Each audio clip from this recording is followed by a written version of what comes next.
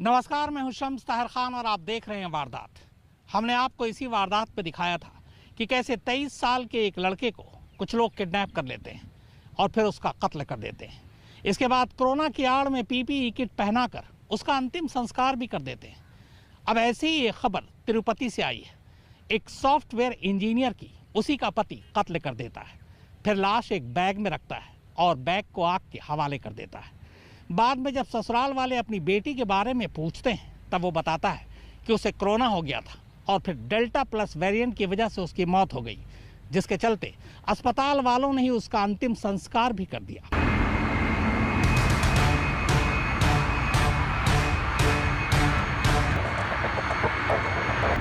पहली तस्वीर, ये शख्स एक हाथ से गोद में बच्ची लिए और दूसरे हाथ से लाल रंग के इस बैग को ले जाता हुआ दिख रहा है। बैग को खींचने के अंदाज से साफ पता चल रहा है कि बैग खाली है, बैग में कुछ भी नहीं है।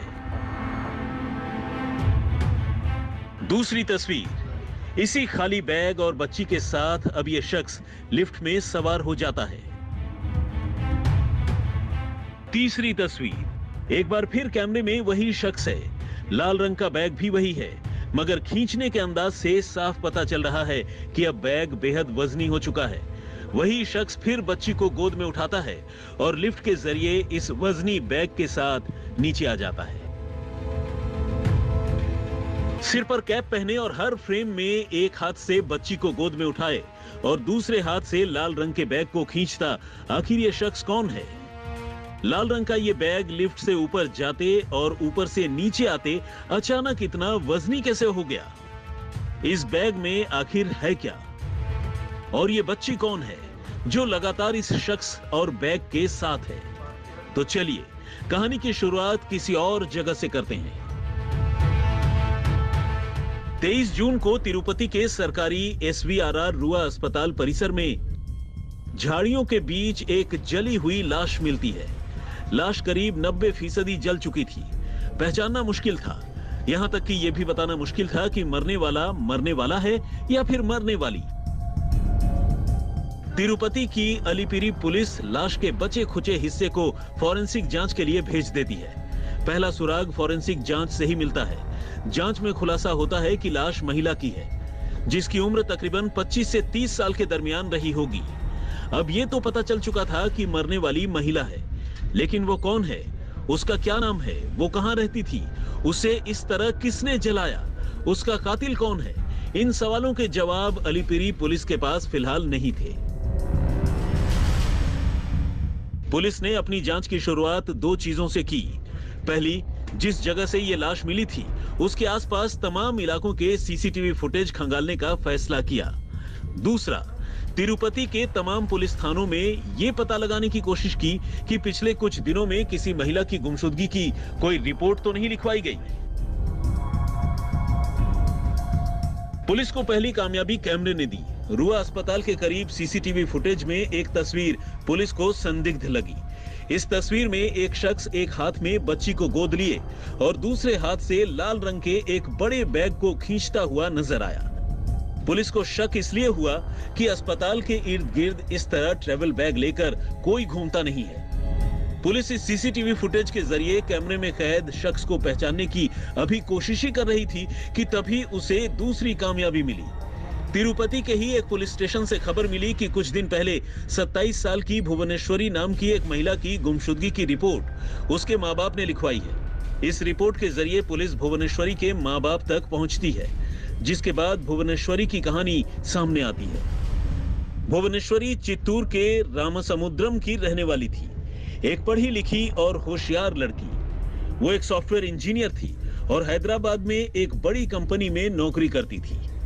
इसी दौरान उसकी मुलाकात श्रीकांत रेड्डी नाम के एक नौजवान से होती है। थोड़े दिनों की दोस्ती के बाद दोनों में प्यार हो जाता है। श्रीकांत रेड्डी भी सॉफ्टवेयर इंजीनियर था। दोनों के घर वालों को इस रिश्ते पर कोई ऐतराज नहीं था, लिहाजा 2019 में श्रीकांत और भुवनेश्वरी की शादी हो जाती है। दोनों को एक बेटी भी होती है, लेकिन 2020 में कोरोना की वजह से श्रीकांत की नौकरी चली जाती है। जबकि भुवनेश्वरी वर्क फ्रॉम होम कर रही थी। नौकरी जाने के बाद श्रीकांत के साथ भुवनेश्वरी हैदराबाद से तिरुपति आ जाती है। इस दौरान बेरोजगार श्रीकांत पीपल अगेंस्ट करप्शन के नाम से एक ऑनलाइन संगठन चलाता है, मगर इस संगठन के नाम पर वो लोगों से पैसे हड़पना शुरू कर देता है। भुवनेश्वरी को जब ये पता चलता है तो वो उसे रोकती है, मगर श्रीकांत नहीं सुधरता। इसी वजह से अब मियां बीवी में रोजाना लड़ाई होने लगती है। 23 जून को भी भुवनेश्वरी और श्रीकांत के बीच इसी बात पर लड़ाई होती है। झगड़े के दौरान श्रीकांत ने भुवनेश्वरी की बुरी तरह पिटाई कर दी, फिर गुस्से में गला घोंटकर उसे मार डाला। जब श्रीकांत भुवनेश्वरी का कत्ल कर रहा था और उससे पहले उसे पीट रहा था, तब ये सारी चीजें उसकी 18 महीने की बेटी उसी कमरे में अपनी आंखों से देख रही थी। तो आइए अब वापस कहानी की शुरुआत में लौटते हैं, यानी इन 3 तस्वीरों पर। दरअसल श्रीकांत गुस्से में कत्ल तो कर चुका था, मगर अब मसला लाश को ठिकाने लगाने का था। श्रीकांत ने लाश ठिकाने लगाने का एक प्लान बनाया।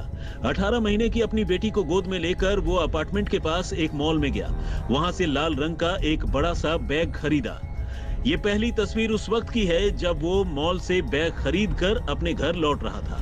अब दूसरी तस्वीर देखिए। दूसरी तस्वीर में खाली बैग के साथ लिफ्ट के जरिए उसके अपने अपार्टमेंट में पहुंचने का सीक्वेंस कैद है। और ये तीसरी तस्वीर उस वक्त की है जब वो घर के अंदर जाने के बाद इसी बैग में अपनी पत्नी भुवनेश्वरी की लाश ठूंसकर बाहर निकलता है। तस्वीर से साफ है कि बैग वजनी है, इसलिए उसे खींचने में मुश्किल आ रही है। बैग में लाश रखने और बैग को नीचे लाने से पहले श्रीकांत टैक्सी बुक करवा चुका था।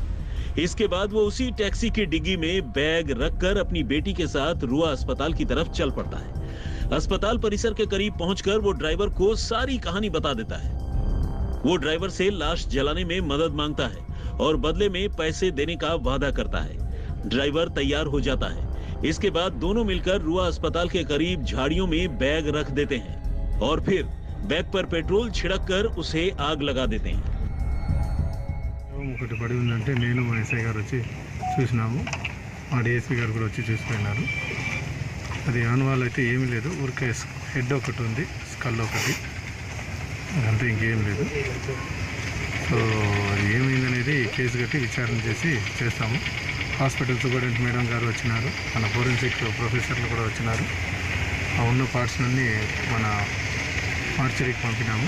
రేపు కేసు కట్టి రేపు పిఎం చేసి తదుపరి డెవలప్మెంట్స్ మీకు చెప్తాము. చెప్పలేము మరి, ఎందుకంటే ఉంది హెడ్ ఒకటే దొరికింది కాబట్టి మనం ఫోరెన్సిక్ వాళ్ళు సహాయంతో అది రూల్ అవుట్ చేస్తాం. पुलिस को इस अंधे कत्ल की गुत्थी सुलझाने में टेक्निकल सर्वेलेंस और मोबाइल डेटा से काफ़ी अहम मदद मिली। मोबाइल डेटा के एनालिसिस से पुलिस ने टैक्सी ड्राइवर की शिनाख्त की जिसने शव को हॉस्पिटल तक पहुंचाने में मदद की थी। वहीं टैक्सी ड्राइवर के पूछताछ से मुख्य आरोपी श्रीकांत रेड्डी तक पुलिस पहुंचने में कामयाब रही। भुवनेश्वरी के कत्ल के बाद अब जब उसकी लाश को बैग में बंद कर जलाया जा रहा था, तब भी 18 महीने की उसकी बेटी इसकी गवाह थी। वो तब भी श्रीकांत की गोद में थी और ये सब कुछ अपनी मासूम निगाहों से देख रही थी। लाश को जलाने के बाद श्रीकांत और कार ड्राइवर अपने अपने घरों को लौट जाते हैं। घर आने के बाद श्रीकांत सामान पैक करता है और बेटी को लेकर चित्तूर रवाना हो जाता है। इधर 23 जून की रात को ही भुवनेश्वरी के घर वाले श्रीकांत को फोन करते हैं। वो बताते हैं कि भुवनेश्वरी फोन नहीं उठा रही है। इस पर श्रीकांत उन्हें बताता है कि भुवनेश्वरी को कोरोना हुआ और अब वो डेल्टा प्लस वेरिएंट का शिकार हो गई है। वो रुआ अस्पताल में थी जहां डेल्टा प्लस वेरिएंट की वजह से उसकी मौत हो गई। अस्पताल वालों ने कोरोना गाइडलाइन के चलते लाश सुपुर्द करने की बजाय उसका अंतिम संस्कार भी कर दिया। अपनी पत्नी की मौत को छुपाने के लिए श्रीकांत ने झूठ का एक जाल बुना था और इसके मुताबिक उसने अपने परिवार सहित घर वालों को यह बताया कि भुवनेश्वरी की मौत कोरोना के खतरनाक डेल्टा प्लस वेरिएंट के कारण हुई थी और अस्पताल ने ही उसका अंतिम संस्कार कराया। पर भुवनेश्वरी के घर वालों को श्रीकांत की बात पर भरोसा नहीं हुआ और इसी के बाद उन्होंने पुलिस में रिपोर्ट लिखवा दी। पुलिस रिपोर्ट के जरिए अब अलीपिरी पुलिस भुवनेश्वरी और श्रीकांत के अपार्टमेंट में पहुंचती है। घर पे ताला लगा था और श्रीकांत गायब था। अब उसका मोबाइल भी बंद हो चुका था। पुलिस अब अपार्टमेंट के सीसीटीवी फुटेज को खंगालने का फैसला करती है। सीसीटीवी फुटेज देखते ही सारी कहानी खुल जाती है। ये तीनों तस्वीरें उसी अपार्टमेंट की सीसीटीवी कैमरे से ली गई है, जिसमें श्रीकांत खाली बैग लाता और लाश भरकर बैग में ले जाता कैद हो गया था। बाद में श्रीकांत के मोबाइल सर्विलांस के जरिए आखिरकार तिरुपति पुलिस उसे गिरफ्तार कर लेती है। श्रीकांत से पहले उस टैक्सी ड्राइवर को भी पुलिस गिरफ्तार कर चुकी थी, जिसने लाश ठिकाने लगाने में श्रीकांत की मदद की थी। अब श्रीकांत के पास अपना जुर्म कबूल करने के अलावा और कोई चारा नहीं था। आशीष पांडे, हैदराबाद, आज तक। 1.5 महीने से गायब एक ही परिवार के मध्य प्रदेश के देवास में एक ही परिवार के 5 लोग 13 मई को अचानक गायब हो जाते हैं। पुलिस मामले की तफ्तीश करती है, उन्हें ढूंढने की तमाम कोशिश करती है, लेकिन कोई सुराग नहीं मिलता। 1.5 महीना बीत जाता है। अब 1.5 महीने बाद पुलिस अचानक एक मुखबिर की खबर पर एक खेत में खुदाई करती है और 5 के 5 बाहर निकल आते हैं। ये तस्वीरें हैं मध्य प्रदेश के देवास जिले के नेमावर इलाके की। यहाँ इस वक्त एक खेत में जेसीबी से खुदाई चल रही है, लेकिन इस खुदाई का मकसद कोई खेती किसानी नहीं, बल्कि जुर्म की एक ऐसी खौफनाक वारदात का खुलासा करना है, जिसके बारे में सुनने भर से रोंगटे खड़े हो जाते हैं। और आखिरकार वो घड़ी आ ही जाती है, जिसके लिए इस खेत में घंटों से खुदाई की जा रही थी। लंबी मशक्कत के बाद आखिर ये खेत एक एक कर लाशें उगलने लगता है। 1, 2, 3, 4, 5 और इस तरह यहाँ जमीन के नीचे से पुलिस एक एक कर 5 लाशें बरामद करती हैं। ये लाशें क्या हैं, बल्कि कंकाल हैं। इन लाशों को इस खेत में अब से कोई 1.5 महीने पहले दफनाया गया था। कातिल इतने शातिर थे कि उन्होंने कत्ल करने के बाद लाशों को न सिर्फ खेत में दफना दिया, बल्कि राज खुलने की सारी गुंजाइश ही खत्म करने के लिए हर एक लाश को कम से कम 10 फीट नीचे दफनाया। ऊपर से लाशों पर नमक और यूरिया भी डाल दिया, ताकि वो जल्द से जल्द गल जाएं और उनका नामो निशान मिट जाए। लेकिन इससे पहले कि ऐसा हो पाता, राज खुल गया। पुलिस आ गई और लाशें भी बाहर निकाल ली गईं।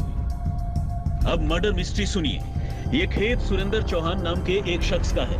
पुलिस की माने तो सुरेंद्र का रूपाली नाम की एक आदिवासी लड़की के साथ अफेयर चल रहा था, लेकिन सुरेंद्र की शादी कहीं और तय हो गई थी। इससे गुस्सा कर रूपाली ने सुरेंद्र की शादी में अड़चन डालना शुरू कर दिया और यही सुरेंद्र ने रूपाली के कत्ल की साजिश रच ली। और एक दिन ऐसा भी आया जब सुरेंद्र ने न सिर्फ अपने दोस्तों के साथ मिलकर अपनी 21 साल की प्रेमिका रूपाली की जान ले ली, बल्कि सच्चाई छुपाने के लिए उसकी मां ममता, बहन दिव्या और 2 और रिश्तेदार पूजा और पवन की भी हत्या कर दी। इनमें रूपाली और उसकी मां के अलावा मारे गए तीनों की उम्र 14-15 साल के आसपास है, यानी तीनों ही बच्चे हैं।